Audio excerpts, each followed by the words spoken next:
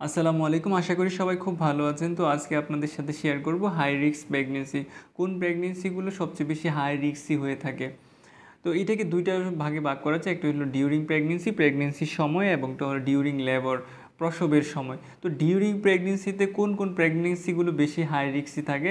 এটা হলো ইল্ডারলি প্রেমি, যে মায়ের যদি দেখা গেছে প্রথম সন্তান যদি 30 ইয়ার্সে বা তার চেয়েও বেশি বয়সে গিয়ে কনসিভ করা হয় ফার্স্ট চাইল্ডটা, ফার্স্ট বেবির ক্ষেত্রে, তাহলে কি হয়, এটা একটা রিস্কি হয়ে যায়। শর্ট স্ট্যাচার প্রেমী, দেখা গেছে যে প্রথম সন্তানের ক্ষেত্রে যদি তার হাইটটা যদি 140 সেন্টিমিটার বা তার চেয়ে কম থাকে, তাহলে প্রেগনেন্সির ক্ষেত্রে ফার্স্ট বেবির ক্ষেত্রে এটা রিস্কি হয়ে থাকে প্রেগনেন্সিটা। তারপর থ্রেটেন অ্যাবর্শনের ক্ষেত্রে আপনার প্রেগনেন্সিটা রিস্ক থাকে যে ব্লিডিং হয়ে থাকে, অ্যাবর্শন হওয়ার একটা পসিবিলিটি জন্মায়, সেই ক্ষেত্রে মিসক্যারেজ হওয়ার পসিবিলিটি জন্মায়, সেই ক্ষেত্রে এটা একটা থ্রেটেন প্রেগনেন্সিটা রিস্কি চলে যায়। তারপর আছে আপনার মেল প্রেজেন্টেশন।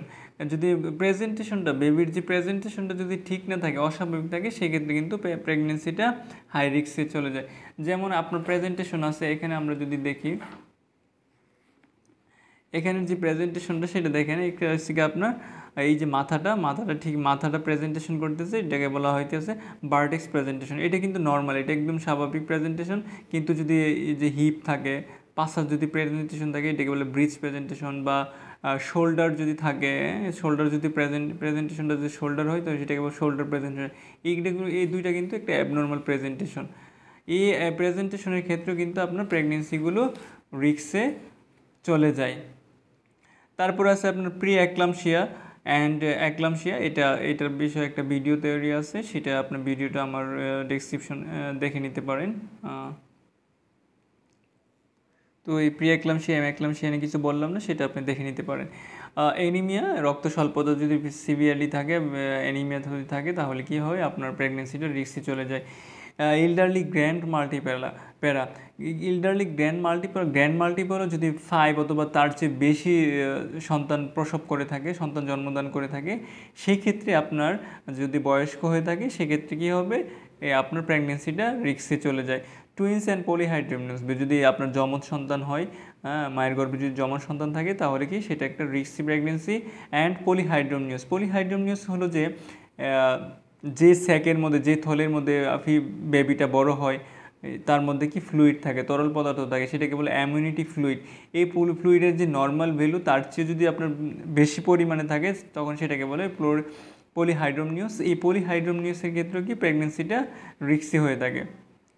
তারপর যে history of previous still birth, যদি এরকম হিস্টোরি থাকে যে মা এই যে যিনি সন্তান গর্ভধারণ করেছেন, তার প্রিভিয়াস হিস্টোরি আছে যে আপনার মায়ের গর্ভেই ইউট্রাসের মধ্যেই সন্তান মৃত্যুবরণ করেছিল, বেবির মৃত্যু হয়েছিল, সেক্ষেত্রে এটা আর পরবর্তীতে কি সেটা আপনার রিস্ক প্রেগনেন্সি হিসাবে কাউন্ট করা হয়। তারপর ইন্টারইউট্রাইন ডেথ, ইন্টারইউট্রাইন গ্রোথ রেস্ট্রিকশন। ইন্ট্রাইউট্রাইন গ্রোথ রেস্ট্রিকশনটা হলো যে যদি একটা মায়ের গর্ভের মধ্যে, ইউট্রাসের মধ্যে যে রেটে আপনার ফিটাসটা বা বেবিটা গ্রো হবে, তার চেয়ে যদি কম গ্রো হয়, কম বৃদ্ধি ঘটে, সেটা একটা কি আপনার এরকম প্রিভিয়াস হিস্ট্রি যদি থাকে, সেক্ষেত্রেও কি প্রেগনেন্সিটা রিস্কি হয়ে থাকে। ম্যানুয়াল রিমুভাল অফ প্লাসেন্টা, যে দেখা গেছে যে আপনার প্লাসেন্টাটা অটোমেটিকলি রিমুভ হয়ে যাবে বেবি ডেলিভারি হওয়ার পরে, কিন্তু দেখেছে রিমুভ হচ্ছে না, তখন কি করতেছে, কোনো ইনস্ট্রুমেন্টের মাধ্যমে যদি প্লাসেন্টাটা রিমুভ করা হয়, তখন সেটা কি পরবর্তী প্রেগনেন্সিটাকে কী করে রিস্ক প্রেগনেন্সি হিসেবে কাউন্ট করা হয়। তারপর হচ্ছে প্রলং প্রেগনেন্সি, দেখা গেছে 40 সপ্তাহের মধ্যেই আপনার মোটামুটি 40 সপ্তাহের মধ্যে কি ডেলিভারি হয়ে যাওয়ার কথা, কিন্তু দেখা গেছে তার চেয়েও বেশি 2-3 সপ্তাহ বেশি লেট হয়ে গেছে, তখন এটা হলো প্রোলিং প্রেগনেন্সি। এই ক্ষেত্রেও কিন্তু আপনার প্রেগনেন্সিটি রিস্কি প্রেগনেন্সি হিসাবে কাউন্ট করা হয়। History of previous caesarean section and instrumental delivery, যেরকম হিস্ট্রি থাকে যে মা নর্মাল ডেলিভারি হয় নাই, সিজারের প্রয়োজন পড়েছিল, এবং কি আপনার অথবা নর্মাল ডেলিভারি হয়েছে কিন্তু ইনস্ট্রুমেন্টের সহায়তায় ডেলিভারি করতে হয়েছে, তাহলে কি পরবর্তী প্রেগনেন্সিটা কী করে আপনার রিস্কি প্রেগনেন্সি হিসাবে কাউন্ট করা হয়। Pregnancy associate with medical disease, যদি আপনার দেখা গেছে প্রেগনেন্সির সাথে যদি কোনো মেডিকেল ডিজিজ থাকে, যদি ক্রনিক কিডনি ডিজিজ থাকে, ডায়াবেটিস থাকে, উচ্চ রক্তচাপ হাইপারটেনশন থাকে, সেক্ষেত্রে কিন্তু প্রেগনেন্সিটা রিস্কি প্রেগনেন্সি হিসাবে কাউন্ট করা হয়। তো এই হলো আপনার ডিউরিং প্রেগনেন্সি। এখন দেখবো যে আমরা ডিউরিং লেবারের সময়, প্রসবের সময় যদি কি কি বিষয় থাকলে আমরা সেগুলোকে রিস্কি প্রেগনেন্সি হিসাবে কাউন্ট করব।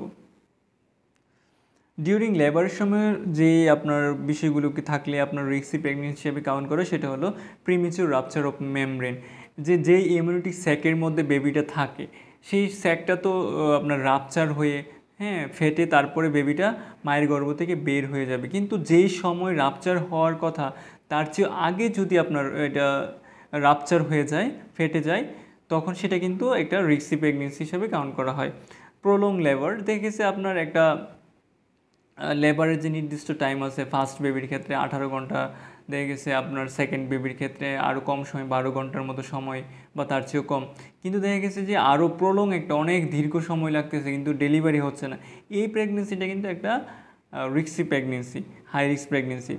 তারপর hand, feet or cord prolapse, দেখা গেছে আমরা দেখলাম যে প্রেজেন্টেশনের ক্ষেত্রে বার্টিক্স প্রেজেন্টেশনটা সবচেয়ে বেশি বেস্ট একটা প্রেজেন্টেশন, কিন্তু দেখা গেছে বেবিটা বের হয় না কিন্তু তার হাতটা বের হয়ে গেছে, তার পাটা বের হয়ে গেছে, আবার দেখা গেছে যে কি আপনার কর্ডস, আম্বালিকাল কর্ড, নাভিরজ্জু যেটা, সেটা বের হয়ে গেছে, সেটা বের হয়ে গেছে। তাহলে কি হবে, সেটা পার ভেজানাতে যে যদি বের হয়ে যায় তখন কি সেটা কিন্তু একটা হাই রিস্ক প্রেগনেন্সি হিসাবে কাউন্ট করা হয়। প্লাসেন্টা রিটেন মোর দেন 30 মিনিট, ঠিক আছে, ডেলিভারি হয়ে গেছে কিন্তু 30 মিনিট হয়ে গেল এখনও প্লাসেন্টাটা বের হচ্ছে না, এই ক্ষেত্রে কিন্তু এই প্রেগনেন্সিটাকে কী করবে, রিস্কি একটা প্রেগনেন্সি হিসাবে কাউন্ট করা হবে। তারপর আছে পোস্টপার্টাম হেমোরেজ, ডেলিভারির পরে দেখা গেছে আপনার যদি অতিরিক্ত ব্লিডিং হয়, অতিরিক্ত সিভিয়ারলি ব্লিডিং হয়, সেটাকে বলে পোস্টপার্টাম হেমোরেজ। এই ক্ষেত্রে কিন্তু প্রেগনেন্সিটা একটা হাই রিস্ক হিসাবে কাউন্ট করা হয়। পারপিউরাল ফিভার অ্যান্ড সেপসিস, পারপিউরাল যে ডিউরেশনটা সেটা হলো যে আপনার ডেলিভারির পরবর্তীতে যে সময়ের মধ্যে তার এই যে অর্গানগুলো, মায়ের জেনিটাল অর্গানগুলো, এফেক্টেড অর্গানগুলো আবার পূর্বের অবস্থায় একদম নর্মাল কন্ডিশনে যে সময়ের মধ্যে ফিরে আসে, দেখেছে 40 ডেজ ধরা হয় অ্যাভারেজে, তো এই সময়ের মধ্যে যে ফিরে আসবে এটা হচ্ছে পারপিউরাল একটা সময়। এই সময়ের মধ্যে যদি আবার দেখা গেছে জ্বর হয় বা সেপসিস হয়, পারপিউরাল সেপসিস হয় মানে জেনিটাল অর্গানগুলোতে ইনফেকশন হয়, এইটা তাহলে কি হাই রিস্ক প্রেগনেন্সি হিসাবে কাউন্ট করা হয়ে থাকে। তো এইটা হলো আমাদের হাই রিস্ক প্রেগনেন্সি। ইনশাল্লাহ নেক্সটে অন্য কোনো টপিক জানার চেষ্টা করব। তো আল্লাহ সবাইকে ভালো রাখুন, সুস্থ রাখুন। আসসালামু আলাইকুম।